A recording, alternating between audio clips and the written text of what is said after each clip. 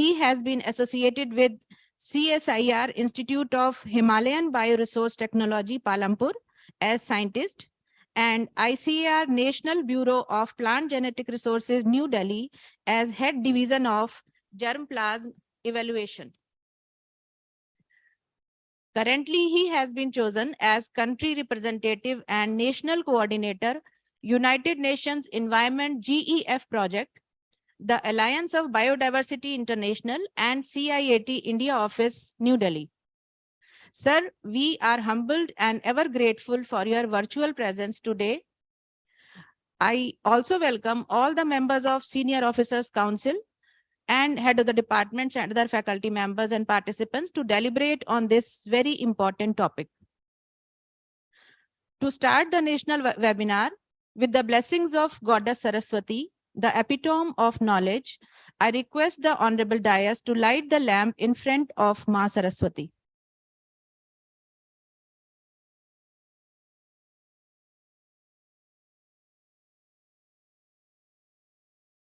Kurutvang kalyanam arogyam dhanasampada shubham kurutvang kalyanam arogyam dhanasampada shatru buddhi vinashaya deepajyotirnamostute deepajyotirnamostute shubham kurutvang kalyanam arogyam dhanasampada shubham kurutvang kalyanam arogyam dhanasampada.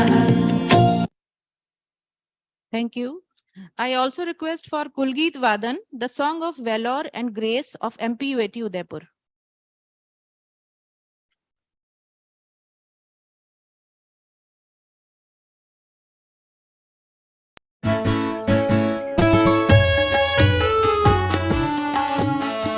हारित कुल को नमन हमारा प्रताप पीठ को शीश नवाए जो बंजर को उर्वर कर दे उस कौशल की महिमा गाए शौर्य धरा के इस अंचल में ज्ञान कृषि का मनुज की पूजा हर ऋषि से हरित क्रांति तक शिक्षा लेना कोई दूजा उन्नत शिक्षा शोध प्रसार इस संस्था के मूलाधार विद्या कुल की नीति यही है लक्ष्य हमारा स्वरोजगार मत्स्य पालन दुग्ध उत्पादन सामुदायिक विज्ञान से नाता अभियांत्रिकी उद्यानिकी और कृषि का ज्ञान बढ़ाता MPUAT बोधि वृक्ष बन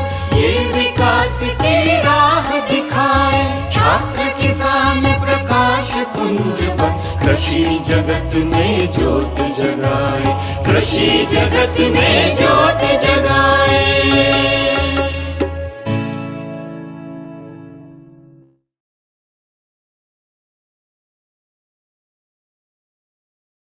Thank you for standing in honor of Kulgeet of MPUAT Udaipur. Now I invite Dr. Arvind Verma, the Director Research MPUAT Udaipur and the Organizing Secretary of this program for his welcome address. Good morning, one and all. Hello, everyone. Namaskar. Sadar Abhinandan. Esteemed Chief Guest of this morning, Dr. Ajit Kumar Karnatak, Honorable Vice Chancellor, Maharana Pratap University of Agriculture and Technology, Udaipur. Today's guest of honor, Dr. J.C. Rana, Country Coordinator, the Alliance of Biodiversity International and CIAT, New Delhi. All deans, directors, head of departments, distinguished guests, scientists, delegates, students, ladies and gentlemen. A very good morning to all of you. I have great pleasure to welcome you in the inaugural session of National Webinar mainstreaming biodiversity, an integrated approach to reduce climate vulnerability, improve nutrition, livelihoods, and ecosystem services.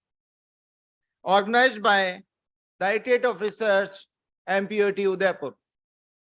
This is really a great pleasure for all of us that today with us two eminent visionaries, academicians, and versatile personality of the country as a guest speaker. Dr. Ajit Kumar Karnatak, Honorable Vice Chancellor, MPUAT, and most respected Dr. J.C. Rana Sahab, Country Coordinator, New Delhi. At the outset, I would like to welcome our Chief Guest, Honorable Vice Chancellor, MPUAT, Professor Dr. Ajit Kumar Ji Karnatak, sir. Out of your busy schedule, you have taken out time and graced this webinar with your esteemed presence and inaugurating this webinar. I extend my hearty gratitude for your never-ending support, inspiration, and motivation. It is due to only your great vision and dedicatory contribution for agricultural education that the university is now taking a new heights. We are honored by the presence of our distinguished guest of honor and an eminent scientist of the era, Dr. J.C. Rana, Country Coordinator, the Alliance of Biodiversity International, CIAT, New Delhi. I welcome you, sir. And we are eager to hear your alluring and captivating address.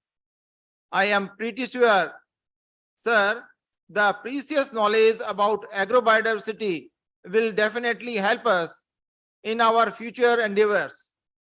I am sure that all the participants will be ready to jot down your suggestion and will be discussing within their organization the actions to be initiated at their level, devising the new strategies to improve nutrition, livelihoods, and healthy ecosystem.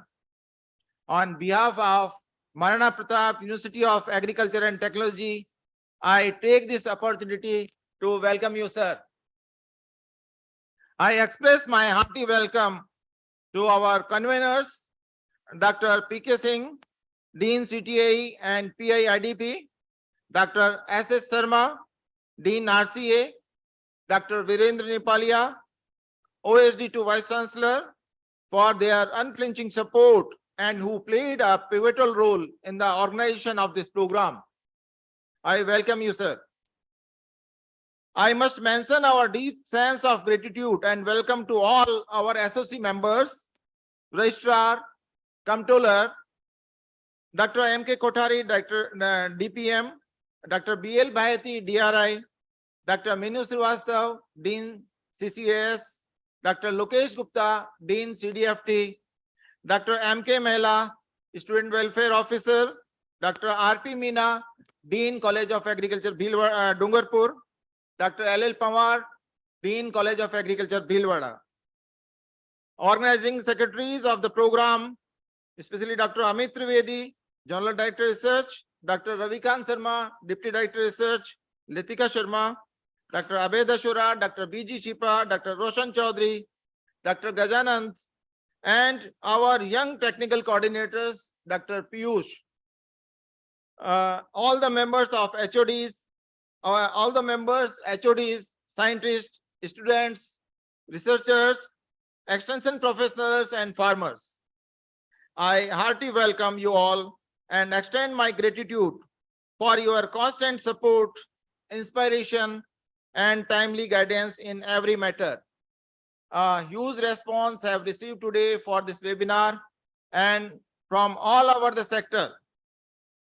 We have received the registration of about more than 1,200 participants and already more than 600 connected to join this session. This shows that the people are feeling concerned on the topic of biodiversity conservation, awareness, and mainstreaming biodiversity in the approach to reduce climate vulnerability, nutritional and livelihood security, and ecosystem services. And how important is the today's speaker that we have? Actually, this webinar is the part of our feeling, concern, and duty to commemorate the International Day of Biological Diversity that is celebrated on May 22nd. The day of global observations that highlights the importance of biodiversity and its crucial role in sustaining life on the earth. This day serves as a reminder of the incredible diversity of species, ecosystems, and genetic resources that make our planet unique. It is a time to reflect on the web of life, to recognize the intricate connections between humans and the natural world. Biodiversity encompasses the variety of plants, animals, microorganisms, and the ecosystems they inhabit. It is the foundation of our food, water, air, and overall well-being. The alarming rate of species extinction, habitat loss, and degradation poses a significant threat to biodiversity. The International Day of Biological Diversity aims to raise awareness about these challenges and promote efforts to protect our conserved biodiversity. Biodiversity mainstreaming is the process of embedding biodiversity considerations and concerns into policies, strategies, and practices of key public and private actors that rely on biodiversity so that biodiversity is conserved and sustainably used both locally and globally. Agrobiodiversity is the result of interaction between the environment, genetic resources, management systems, and practices used by culturally diverse people. It comprises the diversity of genetic resources and species used for food, fodder, fiber, fuel, and pharmaceuticals. It also includes the diversity of non-harvested species that support production and those in the wider environment that support agroecosystems, as well as the diversity of the agrosystems. The rich crop diversity originating in India has been complemented by the introduction of several additional important crop species that have evolved unique features adapted to the wide diversity of agrosystems found in the country. Agrobiodiversity plays a crucial role in achieving food security, eradicating hunger, improving human nutrition, and essential functions in the agricultural landscapes. India possesses globally important agricultural biodiversity, which is central to the livelihood of small-scale farmers, rural communities, and indigenous peoples that makes an essential contribution to the country's resilience and adaptability to varied situations. The genetic diversity of crops, livestock, and their wild relatives are fundamental to improve crop varieties and livestock breeds. This can help in combating hunger, malnutrition, and this further ensures the food security. India accounts for 7 to 8% of recorded species, including over 40,000 species of plants, 96,000 species of animals. India is also considered to be the center of origin of rice, brinjal, citrus, banana, and many more crops. A total number of 811 cultivated plants and 902 of their wild relatives, more than 700 species of fungi, and over 100 species of bacteria have been documented. Some of the promising genetic resources of India includes land races of rice in Tamil Nadu, Konamani, Assam, Agni Bora, Kerala, Pokali, and Bhalia wheat, bunny grass for cow feed from Gujarat, wild mushroom, guki, and rajma from Chamba. They both are from Himachal Pradesh, and buffalo, particularly Murra and Jafrabadi, that are from Haryana and Gujarat. Goats are also important from Rajasthan, and 3 goat species that are native to this place are Siroi, Surti and Gujri. These are from Rajasthan. So India also has a vast and rich repository for farm animals such as buffaloes, goats, sheep and chicken. Likewise, particularly with respect to our Rajasthan, some of the promising resources of Rajasthan are kale, Caparis decidua, peacock, camel, chinkara, khejri, that is Prosopis cinerea, etc., are important for our Rajasthan. In MPUAT particularly, we are also contributed for biodiversity conservation with the unique NAIP on biodiversity conservation project of ICR. And we have surveyed the entire Udaipur district was surveyed and land race diversity of different crops was assembled. A total of 167 populations of different crop comprising of cereals, pseudo cereals, millets, oil seeds, legumes, vegetables, etc. were collected and preserved. Maximum 85 plant races populations were collected in maize, comprising 2 promising local land races, and that named very popularly in our region as Malan and Sati. Both varieties are very important from our for our regions. 4 farmers varieties were also registered with PPV FRA, namely maize Malan and Sati, pigeon pea like Safed Tura, black gram is the Khakaria, and contributing immensely to strengthening the local seed network by 16 seed banks, CSBs, were also established by this project to conserve the local variety of seed network that were run and maintained by the native tribals by their self-help group that are working at their particular regions. So the agri-food systems across the world face twin crises of biodiversity loss and climate change. Urgent response are needed to protect the agrobiodiversity for food and nutrition security and to climate-proof livelihoods, especially of the marginalized and vulnerable communities. Biodiversity, whether at the level of genetic, species or ecosystem, strengthen the capacity of smallholder farmers, livestock keepers, pastoral and forest dwellers, fishers and fish farmers to produce food and range of other goods and services in a vast variety of different environments. So today's lectures by our eminent speaker and visionary of the era, Dr. J.C. Rana sir, will help us in finding solutions and line of actions that are required across the whole food system, holistically addressing issues like rehabilitating degraded soils, promoting the recovery of pollinators, aligning human and environmental health, reducing loss and waste, and addressing food security and nutritional that ultimately reduce the climate vulnerability. I hope that in coming years, efforts of this national webinar will help the participants in strengthening their knowledge on various issues of the healthy food and ecosystem at national and international level. Thank you so much for your attention. Thank you all. Thank you, sir, for highlighting several aspects of biodiversity in India and Rajasthan. As we all know, agricultural biodiversity is critical for food security throughout the world.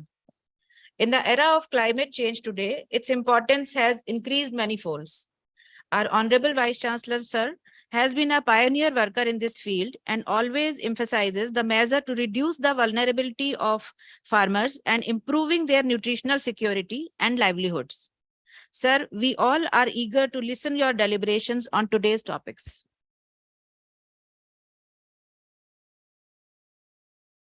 Good morning. It's still, we can say good morning. It's 11:20.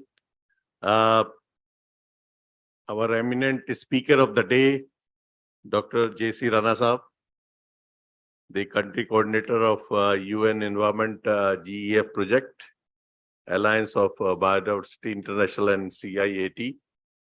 Dr. Arvind Verma ji, our Director Research, Dr. S.S. Sharma ji, Dean, College of Agriculture, which is known as Rajasthan College of Agriculture, the oldest agriculture college of the area, established in 1955.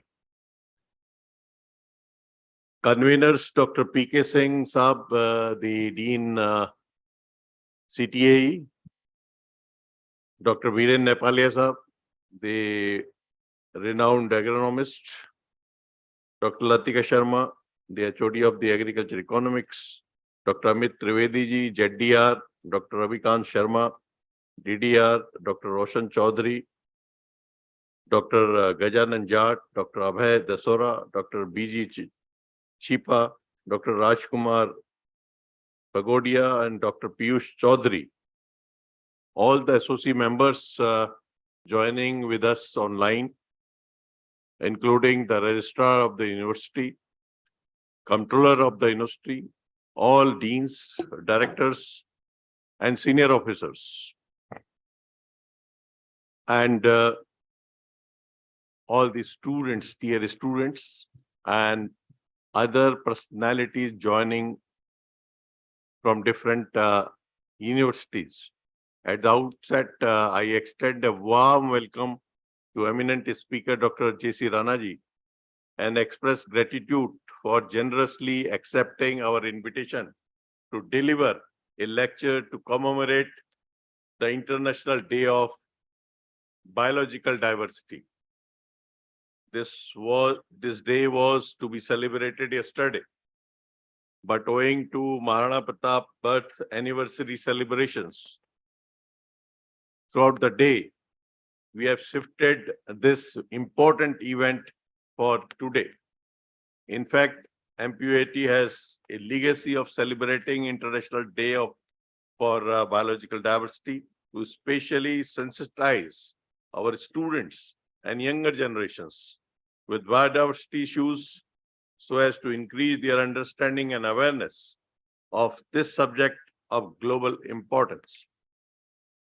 Every year, we arrange a lecture of a person of high stature with international repute to remind the students and young professionals working in the field of agriculture with their responsibilities in conserving biodiversity, especially the agrobiodiversity, and also to impress upon them the actionable points.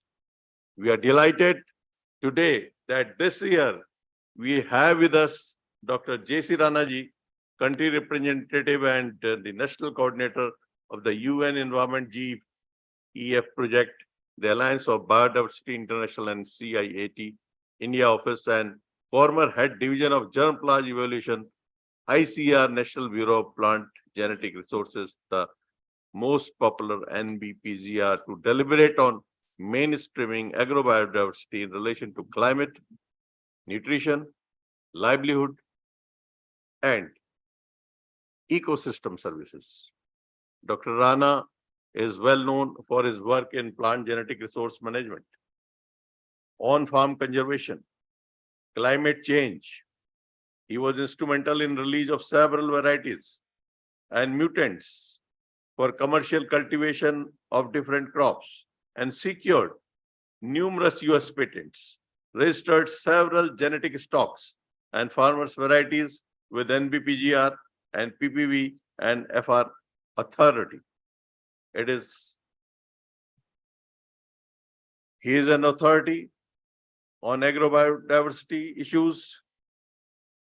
So we thought of reaping benefits of his acumen and host him for the benefit of our students and young professionals especially. I was told that Dr. Rana was associated with this great university MPUAT in a NAIP project on harmonizing biodiversity conservation and agricultural intensification through integration of plant, animal, and fish genetic resources during 2009 to 2014. So, Dr. Rana, we recall you and recall your old association with us, with the university, and accord you a rousing welcome on your virtual arrival to MPUAT for this webinar. Of course, the pandemic has taught us the ethnicity of online hosting the international and national experts like Dr. J.C. Rana, which otherwise is difficult due to their busy schedule and time taken in long journeys. In fact, it was our great luck that we could host Dr. Rana online today. Otherwise, number of days this side or that side of 23rd, he is preoccupied with several engagements. We are highly thankful to Dr. Rana for joining us today to mark our commitment towards biodiversity despite his demanding schedule. The United Nations has proclaimed 22nd May as the International Day for Biological Diversity to increase understanding and awareness of biodiversity issues. Though this day is celebrated on 22nd, but as I told you, owing to Maharana Pratap Jayanti on 22nd, we are celebrating this important day on the succeeding day to make sure that our younger generations is not deprived of an experience which deals in searching answer to challenges for sustainable development, ranging from nature-based solutions to climate, health issues, food and water security, and sustainable livelihood through biodiversity mainstreaming, which is the foundation upon which we can build a better future. In fact, all of my students and young generation should first know as to what is meant by biological diversity and why it is so important to us. It is asserted sometimes that biodiversity is the sum of all life on earth. Every single individual life, ranging from the smallest bacteria in the soil to the largest whale in the sea, is a component of Earth's biodiversity. But biodiversity doesn't stop at the individuals. It is also the relationship between these life forms and their habitat, which we also call as host-plant relationship. That includes the relationship between plankton and whales that help produce oxygen in the atmosphere, seed and rhinos that help plant forests, and bacteria and plants that change the chemistry of the soil. In the science, biodiversity is measured at several levels: genetic level, species level, communities level, and above all, the ecosystem level. This is demonstrated repeatedly across the planet at the macro and microscopic scale. Without plants, there would be no oxygen. Without bees, many of our crops would vanish. Other benefits of biodiversity are even more fundamental.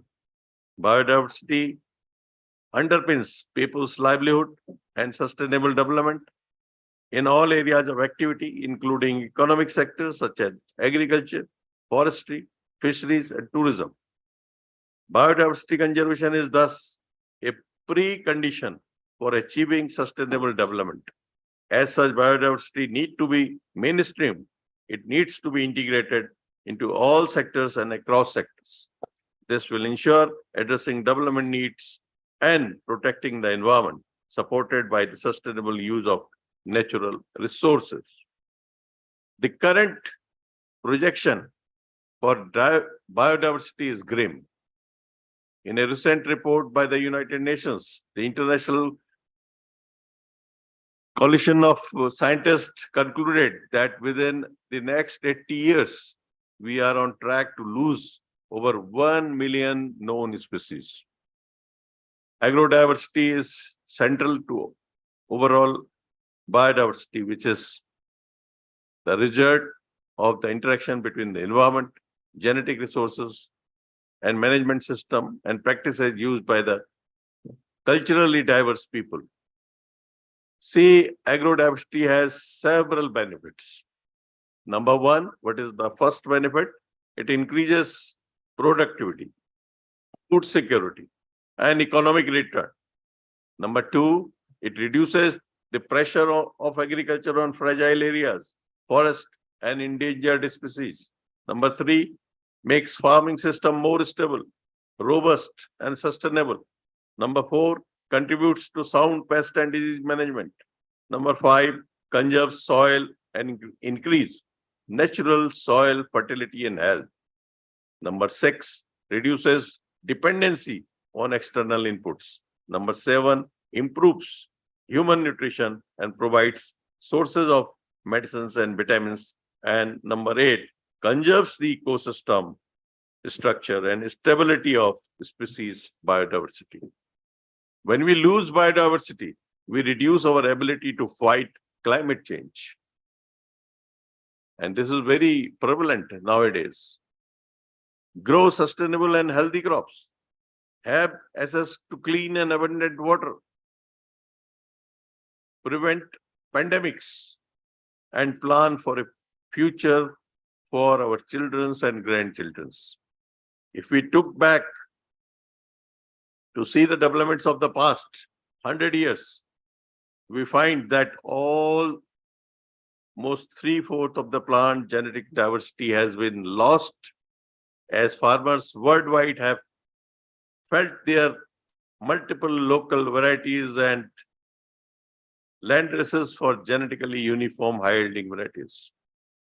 Similarly, there are concerns on high output breeds for production of meat, milk, eggs. Crossbreeding of foreign breeds with indigenous breeds leads to erosion of genetically diverse pool. Out of the 2.5 lakhs globally identified plant species, about 700 have historically been used in human diet. But today, only 30 crops. You can just see the difference. Today, only 30 crops form the basis of the world agriculture, and just 3 species of maize, rice, and wheat supply more than half of the world's daily calories. Almost 1/3 of the livestock breeds are at risk of extinction. It is presumed that 6 breeds are lost each month. Today, 75% of the world food is generated from only 12 plants and 5 animal species. You can think of if these 5 plants, these 12 plants and 5 animal species, they will come in danger, then what will happen to our food system? Agrobiodiversity is critical in achieving the Sustainable Development Goals, the SDGs, while climate resilient agriculture improves food security and nutrition. When we talk of global hunger index, India is at a very decimal 107 out of 121 evaluated countries. Under the scenario, agrobiodiversity can help in nutrition sensitive farming and self-bio-fortified foods. For instance, moringa has micronutrients and sweet potato is rich in vitamin A. There are varieties of pearl millet and sorghum rich in iron and zinc. Agrobiodiversity is a vehicle for providing nutritious food through natural processes and critical to achieving a number of SDGs, including SDG 1, that is no poverty, SDG 2, zero hunger, SDG 3, good health and well-being. SDG 12, responsible consumption and production. And SDG 13, the climate action. And SDG 15, life on land. But biodiversity is declining due to unstable human activity and behavior. To protect biodiversity and the prosperity of communities around the world, we must adopt and spur demand for more responsible and sustainable practices that safeguard soil, water, forest, and wildlife. But the question is whether we can build back agrobiodiversity by imposition of rules and regulation or by self-imposition. While addressing the International Agrobiodiversity Congress held in 2016 at New Delhi, Honorable Prime Minister emphasized that the conservation of the biodiversity should be driven by our own consciousness and not by rules and regulations. India is rich in animal biodiversity, but in India, no description about the animal species is available, and only 160 species have been registered. We need to turn our research in this direction so that more animal breeds can be characterized and they can be registered as appropriate breeds and can be utilized for the welfare of the society. In this context, MPUAT is vigorously working in this direction, as we have characterized and registered 3 native goat breeds last year, and we are in the process of registering few more milk animal breeds this year too. Our Dean CDFT is working in this direction day and night and needs to be congratulated for his great work on this very occasion. We should carefully observe the transformation brought by the technology in agriculture. One such example is that of the honeybee. Years back, honeybee was on the cover page of the Time magazine. I always emphasize, I always say that beekeeping can be used as an input in agriculture, as we are using soil, as we are using fertilizer, as we are using plants. So beekeeping can be used as an input in agriculture. But due to indiscriminate use of pesticides, the honeybees were unable to reach to their hives. We know the significance of honeybees in pollination. As a result of negative impacts of pesticides on the honeybees, productivity started falling. The use of pesticides in the agriculture ecosystem is a serious cause of concern. These pesticides kill not only the harmful insects, but also eliminate the beneficial insects in the process. Therefore, the audit of development of science is also necessary because the lack of it is posing several challenges to the world. In this context, our college, the Rajasthan College of Agriculture, is doing good work in the entomology department, and for this I congratulate the dean of the college, Dr. Sharma, and the head of the department for popularizing biocontrol of different pests and providing the farmers with the biocontrol agents. We should consider the country's biodiversity as its strength, but this is possible only when value addition and research is emphasized. Selective utilization of crops and their forms of germplasm of late have threatened the world's agrobiodiversity. This trend, along with the forces of expansion of commercial agriculture, market links, unsustainable uses, modification of landscape, and largely changing climate, led to the rapid erosion of the food sources. These in turn affected the nutritional security of people, particularly in poverty-driven human societies, and those people suffering from hidden hunger. One such neglected or underutilized group of grain crops is millet. Actually, these are the ancient crops, but forgotten for some obvious reasons. However, they are regaining the fame as nutritious or superfood grains because of their nutritional profile and health benefits. These crops are climate resilient, which can be produced under limited resources like water and nutrients. So unlike rice and wheat, their raising does not require high investments. Our university has launched a campaign through numerous activities to promote millets during this International Year of Millets. And we had 4 millet mela within 6 months of period. We have millet rallies, 4 millet rallies. We have made a millet vatika in each college. We are proposing millet vatika in each KVK. We have made a millet hut in College of Home Science. And so many activities we are doing. We have made a pictorial guide, which is very, very popular nowadays amongst the farmers and among the scientists. We are also writing a book on millets.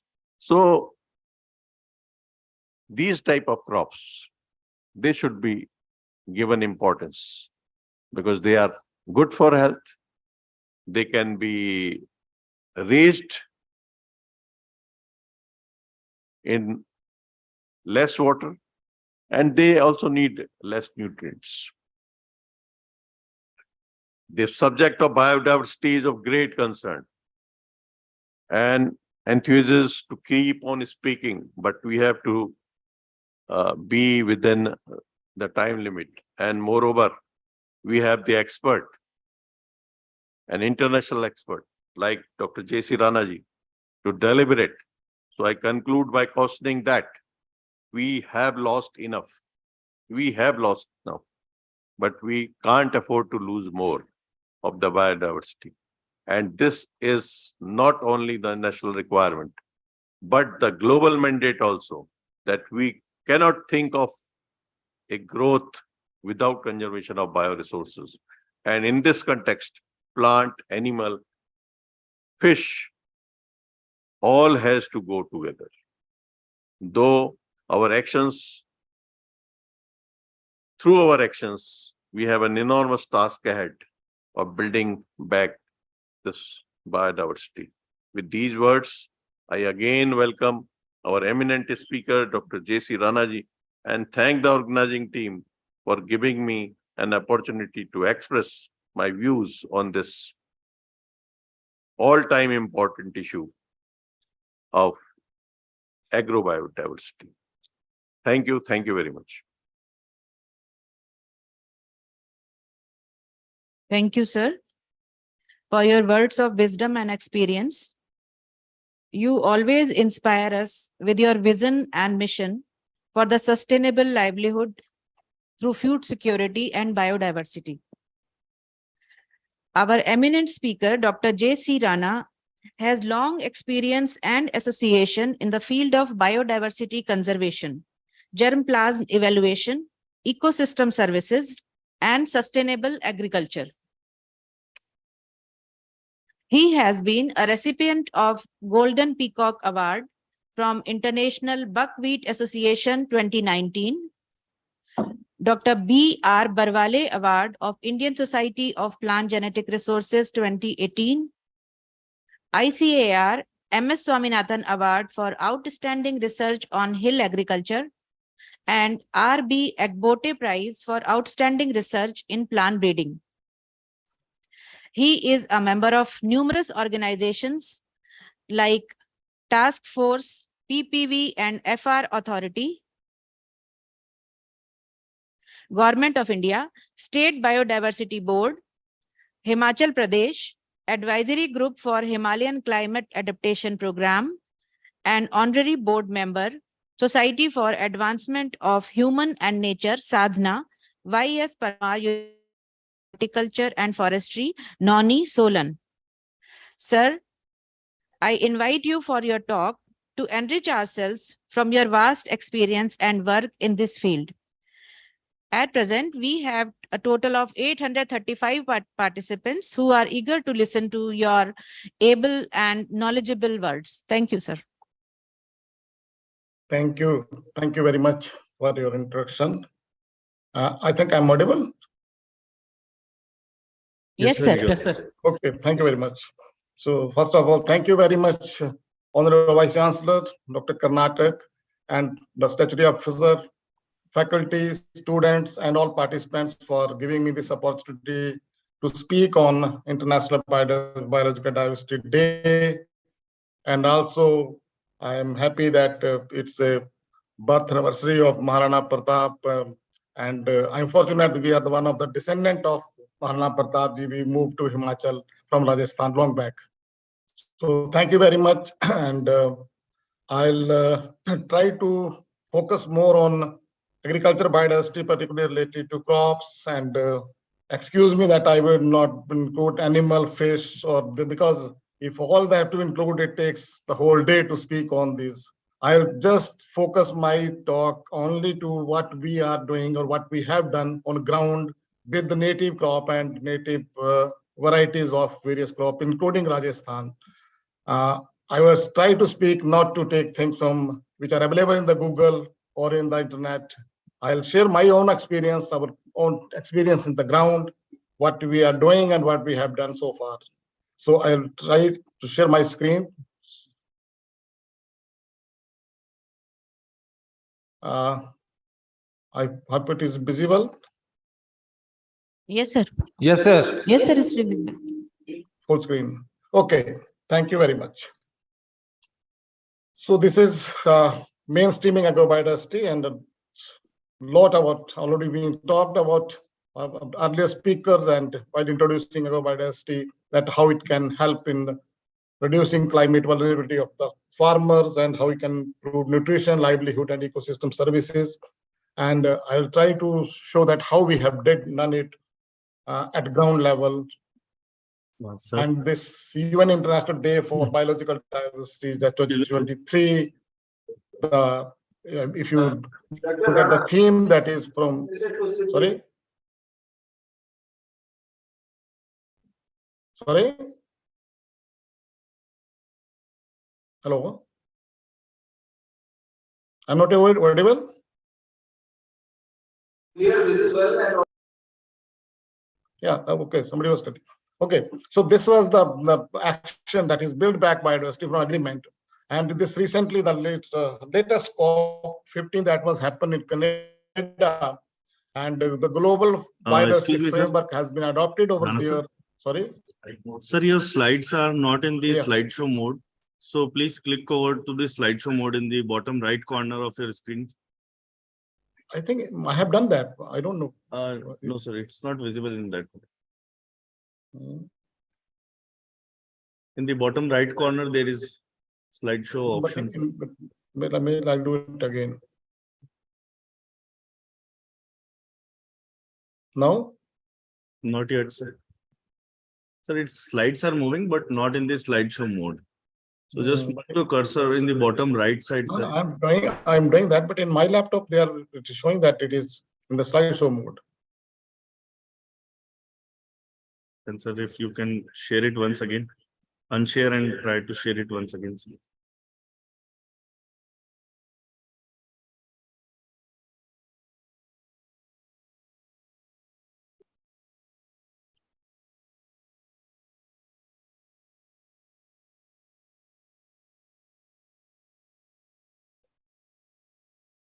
Yes, sir. Now it's okay. Yes, okay? Yes, sir. Thank you, sir. Thank you. So the theme of this particular Biological Diversity Day for 2023 was taken from the COP15 meeting that happened in Canada in November, and the global this biodiversity framework was adopted over there, and it was agreed that how we can bring back biodiversity to on farm. So that was the reason that why this theme has been taken, that as said by Dr. Karnatak, that there is a time now to actions, not to think, because things are very clear now. The impact of climate change, biodiversity, everything is very clear now. So now there is a time to go for actions.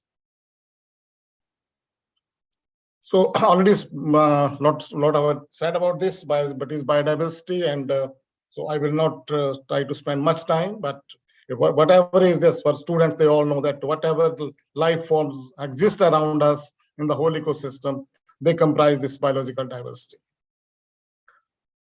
And agrobiodiversity is a very small component of that, which is very important for all human beings, not because this agriculture, crops, animals, fish, microbes, pollinators, they all comprise this agrobiodiversity, and they are the part of this biodiversity. And in India, we are fortunate that we have all 5 bureaus of ICAR, which are looking after this agrobiodiversity in India. So there are various services which are provided by the agrobiodiversity, and already spoken about this. The principle of agrobiodiversity was also explained by Dr. Karnataka, that how they can help in making healthy soils, increasing resilience, nutrition, livelihood, then conservation, and how it can empower the farmers, value chain, and all have been spoken. So agriculture biodiversity certainly contribute to this sustainable development goal, and many of the sustainable development goals are there where agriculture biodiversity can play an important role, whether it is resilient livelihood, healthy diets, biodiversity conservation, sustainable land use and agriculture and forestry, or climate change. All these, some of the SDGs which revolve around agrobiodiversity. And if you see the global world, there are large number of crises, particularly malnutrition, climate change, biodiversity, environment degradation, and the trends that are globally trends, the youth boom in Africa particularly, and even in India. So this youth boom, how to handle that youth boom is certainly an issue, but still there are a lot of opportunities that are emerging from the agriculture sector.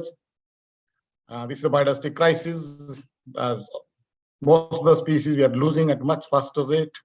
Climate crises are there, and it is well proven now. 25 years we started on this prediction of climate modeling, and people were saying that, okay, there will be climate change, things will happen like that. But we are the witness of that also. When we started at the beginning of the career, we made those prediction, and now we are witnessing those changes which are there in whether it's a climate change or species shift or cropping shift, and many things are happening which we predicted around 25 years back. In such a small gap, such a small period, we are witnessing all those things, and you can imagine that what will happen in the next 20 or 25 years or 50 years. Environmental degradation, it's a well-known fact. Malnutrition crisis, over not only in India but globally. I will later share that how globally the malnutrition crises are there. It's not that the people who doesn't have a good food or access to food, they are malnutrition. But as of now, the people who are eating even good food, even they do have a malnutrition crisis, which is called obesity now. So the current scenario, actually, in fact, the reason being is that the scenario of agriculture, whether it's a food plate or farms that have been changed towards a more of a monocropping or a mono type of food that are coming from the fast food value chains, or so that could be that is one of the reasons. Other and similarly, the lifestyle changes and all, they are leading to that kind of shrinking of food basket and crop basket. It's already explained that how the large number of species are there, but they are not able to contribute. We are not able to harness really the actual benefit of these, and only few major crops they are contributing to major sources of energy. And in future, the global climate change, or if they happen, like who knows, these 4 species will also be wiped off, and we may end up with nothing, or maybe some unknown species may emerge, and that can be a source of food for later.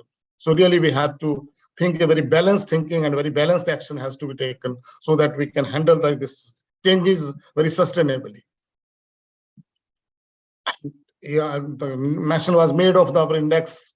It is very surprising that when we were taking this agrobiodiversity index at a global level for 11 or 12 countries, we calculate the agrobiodiversity index and certain parameters we used, and India stands somewhere number 1 or 2 in agrobiodiversity index. When we say that what we have and what are the actions that we have, there was some simple three parameters that we used. A global team used that is what we have and what action we are taking. So it's all there. But when coming to the implementation of those actions or implementation of those schemes, that is the reason that they are not able to implement all those at ground level. And that's why the sub-index, be it global poverty or malnutrition index, we rank at very low level. Similarly, this, whether it's the women or overweight or this environment, it's very surprising that environment, we are the bottom. Environmental Performance Index, 117 out of 80. And last year it was the lowest, even lower than Bangladesh and Pakistan. So this is really surprising that how we can, are we really handling all those situations? And if you look at the country level micronutrient density index for the years, and if you look these three maps, the 61, 86, and 211, there are many countries which were deficient micro density was, if you look at this. But slowly, if you take the 86 and coming to 2011, and you look at the China and all their examples, there the color is changing. But there is not much change in the color. We look at the Indian map, there is not much change. So still we are struggling with malnutrition, but some of the countries have improved very well. Even Africa is improving in some cases. Some of the African countries are improving very well, doing very well on some of the issues. Similarly, your anemia, look at this Indian map, only few states. And if you try to find the reason, and even I also try to find the reason, that what is the reason that why this hill region and particularly the northeast region or this Kerala, why they are showing green color. The reason being that there is a diet, if you look at the dietary composition of Northeast India particularly, is a very combination of fish, animal, and the local leafy vegetable, and many things they are eating. Similarly, the hill people, they're eating a lot of wild foods and many collecting from wild. So that could be one of the reasons that the diet they are taking is much richer in nutrients than what we are taking at the down parts of the country. Similarly, this prevalence of anemia is very prevalent in India and some of the states like Punjab, which were very strong in some times, but now they are also facing this anemia problem. Health effects on the global, this 195 countries, the study was made, and you'll be surprised when we say sometimes that people are dying due to red meat or people are dying due to eating ghee and all this, but it's not the truth. If you look at the highest death in the world is occurring in diet high in sodium. Number one cause of death is a diet in high sodium. ज़्यादा नमक खाने से सबसे ज़्यादा death होती है globally. Then diet in low grains. And if it's the last, diet high in red meat, they are very less. So we have to change this kind of thinking, because there are certain things in that are really leading to that, not really this the kind of food that we eat. And the dietary gap, when we did the global last net, we did this analysis in global net, our team, the globally no continent is really taking a balanced diet. Whether it is Europe, whether it is America, whether it is the globally, if you look at this map, the projections are there. Somewhere red meat is very high, somewhere tuber diet is very high, somewhere grain diet is very high, but nowhere we have the balanced diet. So the existing systems are not really doing well. These trajectories are not, every time they're increasing these biodiversity loss or greenhouse gas emission or some sustainable water withdrawal and pollution, they're increasing. So how we can bring that to the V part, where the B picture, we need to bring them back to this particular circle. But it's very difficult. It's easy to say that to bring them back, but really it's not that easy. We have to really put very serious efforts in the action. If you really, otherwise these will go on increasing, and the day will come that something will be imbalance will be there, and it's already there also. We do have opportunities. As I said, India is a very rich gene center, and it contains a lot, even the mega diversity center and hotspot of agrobiodiversity, and we are conserving a lot of ex situ collection. We are very rich in gene bank, is very rich at NBPCR, and even a lot of national agriculture plan sites. So now there is a time has come now to how we can bring those back to the field, and how. So what could be our strategy, and maybe I will explain in the next maybe half an hour about how we have done that.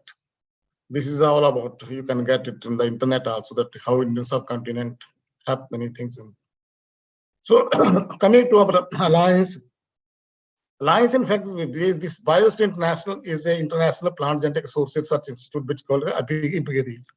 So in 2019, these two organizations, the CIT is the International Agriculture Center for Tropical Agriculture. This is based in Colombia, and we are based in Rome. So they started coming together. So we merged in 2019. These two international organizations, they become one. But because the legal entity of both organizations are different, that's why we cannot remove the name until they exist as an institution. But we have a common now program, so that's why we call it an alliance of two organizations there. So our vision and mission, how we can serve people, how people can consume diverse food, how people participate in driving the benefits of this diversified food, and how people sustainably manage their farms and forests at the landscape level, and how communities and institutions sustainably use and safeguard agricultural biodiversity. These are the major strategic objectives of the alliance globally. And we have we create this, we are trying to create synergies, we try to meet growing demand of partners and governments and science-based solutions. We increase our capacity to address emerging issues, and we create a strong presence on the ground. And this is where we work globally. Somewhere we are very high in numbers, somewhere very small, but this is our global spread of the alliance. And when we say mainstreaming, for whom? I think 86 or this 13, they are the people, they are the farmer, 86% marginal farmers. And if I'm not wrong, the resource inequality and income inequality is a relationship. Like in India, so if you see the 1%, the whole of the wealth of the India is confined to few people, maybe not more than 1%, even less than 1% people holding the major amount of wealth. And similarly, if you look at the kind of investment that are there in agriculture going, and that investments are going directly to most of the time to major farmers or the large farms, not really to the farms who are less than 1 hectare or few acre. And we witnessed that while traveling to all this part of the northeastern India, even part of the Rajasthan, of course, have some large number of land holding in some cases. But by and large, the other states, they don't have that kind of land holding, and they are still relying on the native agrobiodiversity and native crops and native varieties. So there. So this is one of the initiative that we took, and these are the 4 different zones of the country where we have been working for the last 7-8 years. And Rajasthan is also one of the part that just Jaisalmer, Jodhpur, and Barmer, these 3 districts where we are working.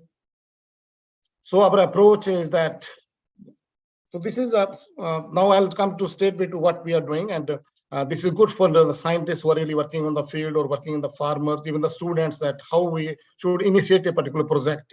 If you really think a kind of having a project on the ground and working with farmers, then what should be our various steps, particularly when you are working with the native crop and diversity. I'm not talking about the hybrids, I'm not talking about the improved varieties, because they are available in the public seed system. But these are the crop and varieties which are not in the public seed system. So how to bring those to back? How to really enhance farmers' income, because there is a yield penalty. So how to ensure that yield penalty, how to compensate that. So these are the things that we have done, and how we have done, I'll tell you. The first is foremost important is the baseline survey is very important. You must spend at least 6 months on conducting baseline survey so that you can have impact analysis at the end of the day, and you can have what really farmer needs. I tell you one example of the Rajasthan, when we were taking this Jodhpur, this focus group discussion, and a few farmers were there, and they asked us that can we help them to bringing back few this land bases of bajra, because this मूछ वाली बाजरी and पीली बाजरी, some of the name they said. तो मैंने पूछा आप क्यों ये कह रहे हैं मूछ वाली बाजरी के लिए वो है, तो वो कह रहे थे कि अभी पर्ल मिलेट के ऊपर बहुत ज्यादा बर्ड डैमेज होता है if they go for hybrid and all this. So the families are becoming nucleus now. तो कहते हैं हम नहीं रखवाली नहीं कर पाते हैं, बट वो हमारी मूछ वाली बाजरी थी, उसके जो ब्रिसल्स होते हैं ईयर में, तो बर्ड्स नहीं बैठते उसके ऊपर, हमें 1 हफ्ता 10 दिन उसकी रखवाली करनी पड़ती है, and then they don't sit. So we are very comfortable. At least we harvest a good yield out of that. Even there is a yield penalty in relation to hybrid. So we try to bring that back. We search up gene bank. We search for. We ask the few more farmers that if somebody can have that. Similarly for Pili Bajri, you in Rajasthan, you will be surprised that the women were telling that to Pili Bajri को जब वो भूनते थे, तो the women used to have वो कपड़ा बांध के रखती थी उसमें हाथ में, वो तब भूनते क्यों इतना वो जोर से बाहर निकलती थी. But now they are roasting the hybrid, even the open pan. So that kind of things they have, and they were looking for that. So when we have that kind of focus group discussion and baseline survey, you can get few things which farmer really need, and then how we can enhance this crop and variety diversity at farm. We have to look at it something from gene banks. You have to look for other agroecology, similar agroecology where it is existing, and then also how to enhance this access to seed, and also that post-project sustainability is very important. Dr. Verma was making mention of NAIP. We did that. We reached to making community seed bank. We created those community seed bank. But when I visited last 3 years, before 3 years, all community seed bank have been collapsed because that was our fault when we were implementing NIP, that we did not ensure post-project sustainability of those community seed bank or what we have doing at the time, and also the capacity building. So first step is that I told you that baseline survey is very important when you undertake this thing. It will improve understanding of current condition, problem, opportunities, and also guide to the project intervention, that what intervention we are going to have. And also they will measure changes caused by the project at the end of the day. Then you have a final review of the projects. Second step is that when you're working with farmers, identify and finalize the few champion farmers. In the community, you cannot work with every farmer every day. So you have to have a few champion farmers who are really your flag bearer, or those who can handle your day-to-day activity with farmers. Then collection, of course, is there, seed multiplication. You have to have this. We use this crowdsourcing approach. I'll tell you what is crowdsourcing approach. And then mining seed bank for repatriation.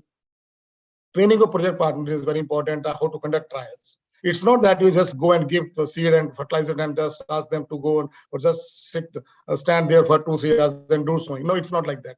You have to train that how to conduct trials, very small trials, how to conduct that, how to use that data in that particular booklets that you can see the picture of booklets, and this awareness of farmers of the overall why you are doing this, why you have that kind of project in the field, and then preparation of farmers evaluation and how they've done it. So these are third step is very important, that crowdsourcing trial. This is the approach that Reliance has developed, and this is totally different. It is not like FLDs what we do in the farmers field. Generally, in ICR and SAUs, we do FLDs. We take our improved technology, we take our varieties, and we show to them under good management practices. But in this case, this crowdsourcing trial is that it design a trichord trial, which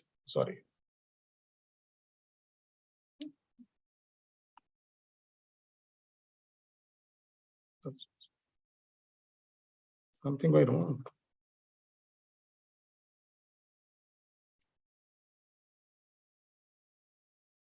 Sorry, it's happening.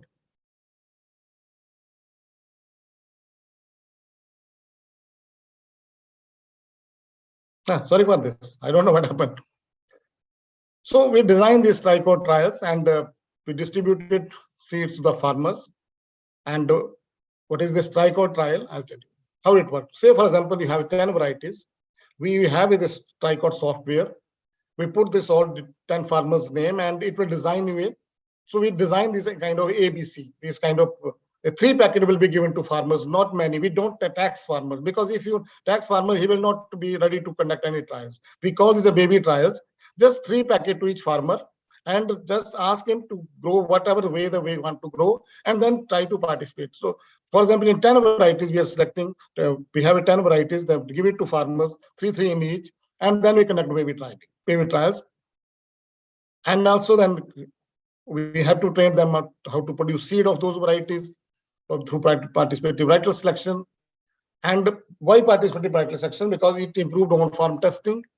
It engaged and empowered farmers, especially women farmers, to select varieties of their own choice. And so each crop cycle, this is the crop cycle. Say, for example, in one cycle, we tested 10 varieties. So in one cycle, first, in the society, maybe the 2 or 3 varieties may farmer select and others they may refuse. So we can withdraw these 2 varieties and put in the seed production cycle. In another next year, put another 10 varieties, test it. Maybe another 2 varieties will come out.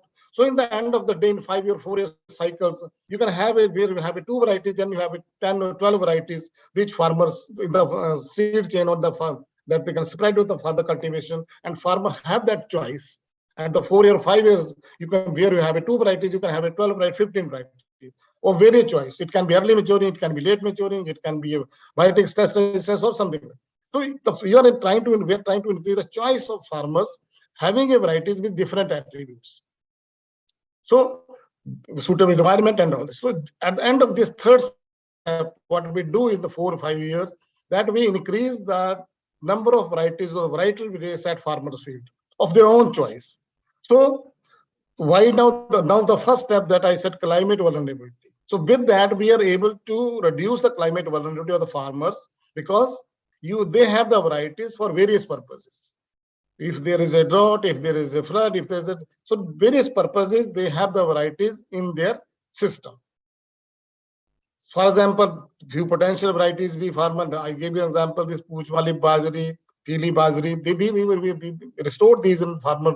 Now they are available in Jodhpur, Badmer, and at least in the Jaisalmer district. The 3 district that area is around more than 1,000 hectares has been already been covered under this acre millet at Jodhpur. They have multiplied more than 50-60 quintals here of these land races. This Bajra and other Bajra very good because in 2019 there was hardly any rain, and after sowing there was no rain, but still it is happy and it's still coming to the bearing stage. So those kind of traits that land race native varieties have. Similarly, this I gave you an example of Rajasthan. That's because this Jadiya moat, because because more बहुत ज़्यादा होते हैं. I tell you, in the सारा खा जाते हैं मोट को. So the farmer was telling कि हमारा वो जड़िया मोट था वो नहीं मिल रहा है, कहाँ गया वो? इसमें क्या, इसमें नीचे लगता है सारा, ऊपर दिखाई नहीं देता मोर को कहाँ है वो. So that kind of attributes are there in these land races, and farmers have selected those. The mention was made by Dr. Verma about Marland maize, Saathi maize. I don't know what is the status, but NIP, we registered it, we promoted it, but as of now, I don't. I visited this community seed bank, but they are collapsed now. So only few farmers may have that, or maybe university must be taking care of those things now. These are the Saathi maize. So once we have that different types of varieties, now fourth step is that community seed bank. Because all those varieties, whether Marlan, Saathi, Jadiya, Motro, whatever it is, they are not available in any food system, this seed chain system, and they will not be, because we are arguing this in many platforms. Even recently, we have that policy dialogue on our farm, but still people are not agreeing because the seed standards available for improved hybrid seed standard available for improved varieties, they are not applicable to land ratio native varieties, and that's why it's very difficult for them to bring them into seed chain system. So can we have a altogether different system? How we can streamline these farmer varieties or native varieties which have those kind of attributes? So we are still struggling, and we have a meeting with PMED Afare because it is in their domain also, and Dr. Mahapatra also is telling that, okay, let's discuss, let's more on this and how we can have a different kind of system in place where we can think of using this native varieties and crops even to the seed chain system. So that was Dr. Verma was telling that we stopped in the fourth step in the NIP project, and we did not have this fifth step, or you can say that lesson learned was there. And in this particular approach, we have ensured that the post-project sustainability is very important, and we developed a value chain, and we created those community seed bank to business model. So this is the complete value chain that we have done, right from marketing. We undertook a lot of nutritional profiling. We undertook a lot of branding, packaging, aggregation, milling. Wherever community seed bank were created, we have those all unit together. And the beauty of this working is that is one of the problems sometimes, or one of the drawback in our system, ICR, that we don't involve NGOs and grassroots level workers. And it's very difficult for me, being an ICR scientist. I find it difficult sometimes to everyday visit farmer, because your university scientist or professor, they don't have that kind of access to a farmers. They cannot go every day to farm field. So when you're implementing project, we have in this case we have made a triangle. We have involved university also for technical backstopping. We have involved ICR Institute also, and we have one NGO at ground level, including KVK. So that NGO has a very strong presence at ground level. In NAB, we have that Seva this NGO, but not to that level. So in this case, we have all NGOs, they were involved, and the farmer producer organization was created. And then with the help of that, we developed value chain and various steps that we developed. We developed this training module for all community seed bank, how to manage those. We identified self-help group and farmer producer organizations. We train them. We bring this expert from even from the Netherlands. We brought expert. We train them how to develop a value chain of entrepreneurship. And nutrition profiling is very important because when you are selling something at the market, nutrition profiling is very important and should be highlighted on the envelope itself or the packet itself, and also private entrepreneurship. The startups are coming very big way now. So how we can use those startups? How can we use the entrepreneur to really use this agriculture biodiversity or this native crops and variety? We have a lot of roundtable discussion and showcasing of the value, because no private company or no market person will come to you unless you have some good showcasing that what you have in your kitty. So that is very important. So these are the few value chain that we have developed, and you will find all these products in market now. And on 19th April, just last week only, I was in Jodhpur and we launched this natural basket. This is for tel, this is for bajra, this is for moong bean. There are few crops for which we launched this value chain at Jodhpur, and also in this Chhattisgarh and this Johrat, Assam. So you can find this all FSI licensing, trademark, branding. And when a buyer have that kind of packet in his hand or in her hand, so he can read everything, what it contains, how to cook it, who have promoted it. So the confidence level of the consumer is increased. And there is no now dearth of buyer. हम लोग सब शहरों में तो पागल हुए पड़े हैं, कहाँ से कोई चीज मिले ये पुरानी चीज, उसके लिए we are ready to pay anything. So what we did is we try to the price kind of they are getting, say for example Jorat, we did a very good arrangement. The company that we created, FPO, they were selling around 20-25 rupees per kg rice. Now they are selling it, and the market is 100, and farmers they are procuring it to some 50-55 rupees. The farmers are very happy now because they are getting double the price of that, because they have the ensured buyback system. And one more thing that you should take care on this: never try to bring farmers directly to market. Farmers is very innocent, very small. You cannot take him to market. You have to ensure him the buyback system, produce, and take his farm get lifting, and let him go, let him cultivate. If farmer will go to market, he will be lost somewhere. So you have to make a kind of arrangement where we can have this. So until we try to address these three issues, that reducing climate vulnerability, as I said, nutritional profiling, they are very nutritive. Again, I'll give you example of the bajra. This Parasatyavati, this is my colleague, and they were struggling for having a low rancid varieties in bajra. And when we collect the nutritionally profile these all land races of Rajasthan, they are very, very low in rancidity. And they were so happy that they were not able to find it out. Now they are using this as a breeding material also. And also when you are giving a market, you are increasing the livelihood of the farmers also, the better price they're getting. And when you have all those kind of native varieties and crops in place, ecosystem services will definitely be assured, because of using low inputs, they don't respond to very high input. So reducing your load of inorganic fertilizer, pesticide, better response when grow under organic environment, or we are talking natural environment, and they are in great demand, improving soil health. So overall ecosystem of the soil where they're growing will definitely be improved. So finally, we can have it that kind of, the picture that I love, because you have buyer, you have people who really want to eat, you have a less labor who really want to work in the field, you have a farmer. So how it's my job, it's being a scientist, that how can I draw the money of the rich people and how can I give it to farmers, and how farmer can work on the. So this kind of I think approach we need to really address this poverty, hunger, nutrition, ecosystem, climate, and life on Earth. So thank you very much for providing me this opportunity, and I hope I have shared my experience, whatever is with me. And I'm sorry that I could not touch animal, fish, and other facets of agrobiodiversity, which are also very equally important. Thank you very much.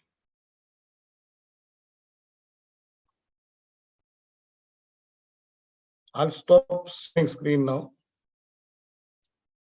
Like micronutrient density, what are the health effects of different dietary risks, and how we can proceed to conserve and maintain the already depleting biodiversity resources, especially the strains that are native to India, how the farmers can access the seeds of these varieties through seed banks, and how value chains can be developed for them.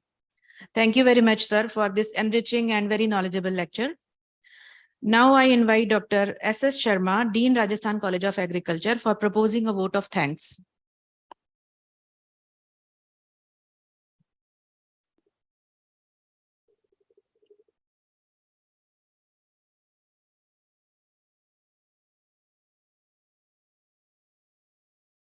deliver both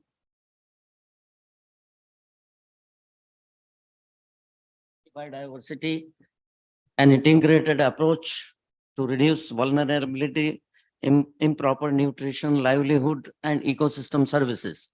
My sincere thanks and hearty thanks to Dr. J.C. Rana, Country Coordinator, the Alliance of Biodiversity International and CIAT New Delhi for delivering a very informative, eye-opening and raising relevant issues in this era where biodiversity is we are losing biodiversity every year. The lecture is of very high value for all faculty and students who joined this event. We are thankful to him for accepting our request to deliver this lecture out of his busy schedule. We all are highly grateful to our Honorable Vice Chancellor, sir, and Chief Guest of today's webinar, Dr. Ajit Kumarji Karnatak Sahab, for encouraging and motivating us to conduct this program successfully. This webinar, the organizing secretary of this webinar, Dr. Arvind Verma, who is Director of Research also, he deserves special thanks because he conducted this webinar very smoothly and he has spread this information among the student groups and among the faculty groups. That's why we are crossing, I think, more than 1,200 participants. Especially the conveners like Dr. P.K. Singh, Dr. Virendra Nepalia Sahab, OSD, to Honorable Vice Chancellor, our Registrar Sahab, our Comptroller Sahab, and all SOC members who joined this webinar. I'm thankful to them also, and to make this webinar a grand success. I'm also thankful to Dr. Latika Sharma, HOD Agriculture Economics, for conducting this webinar. The webinar was attended by all SOC members, faculty, students in large numbers, and it shows their interest and inclination towards conservation of agri-biodiversity especially. There are many important components of conserving agri-biodiversity, like preventing, this is impacting our climate, and there are adverse effects of on the climate due to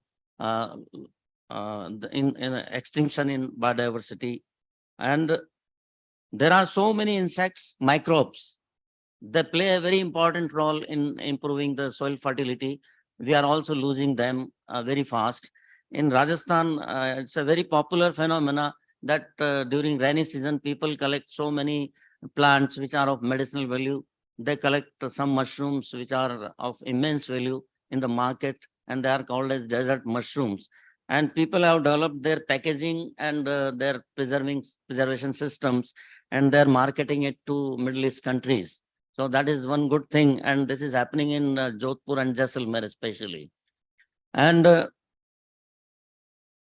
in Rajasthan, you can say that almost 12 commodities, including fungi and plants, they are being exported to several Middle East countries and even to European countries. The livelihood depends on ecosystem, and the extinction of some of the very important plants will cause a threat to our economy as well as ecosystem.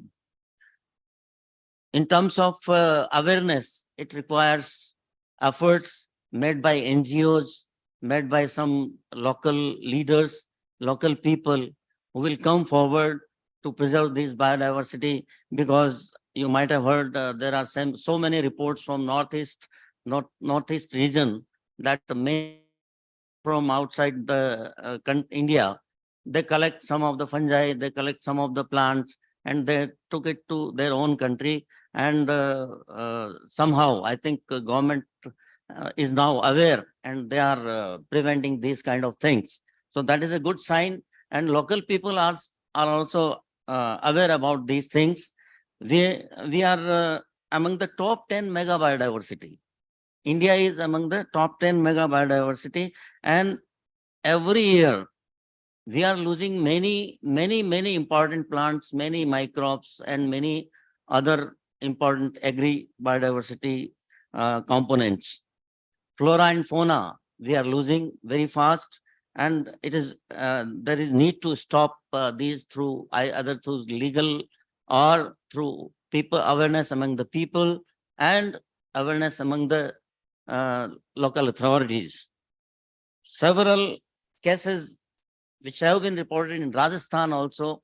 It was the last year that there were 2 European tourists who were prevented from taking 2 different plant species, which were very important in this area. Especially you might have heard about the collection of chlorophytum, Safed Musli, which people used to collect during rainy season, as well as this ashwagandha.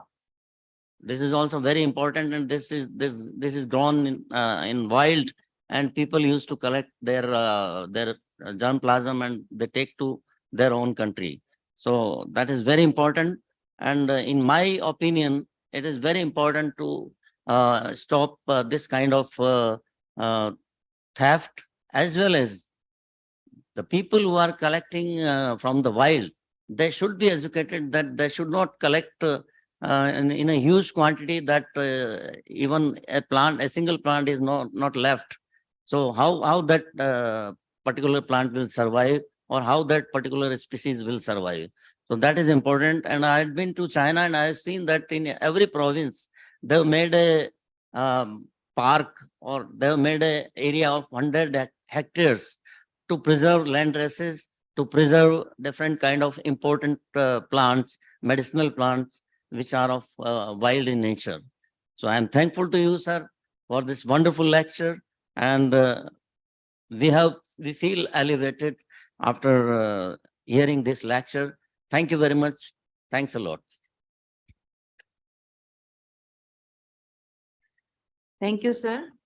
With this, we have approached towards the end of this program.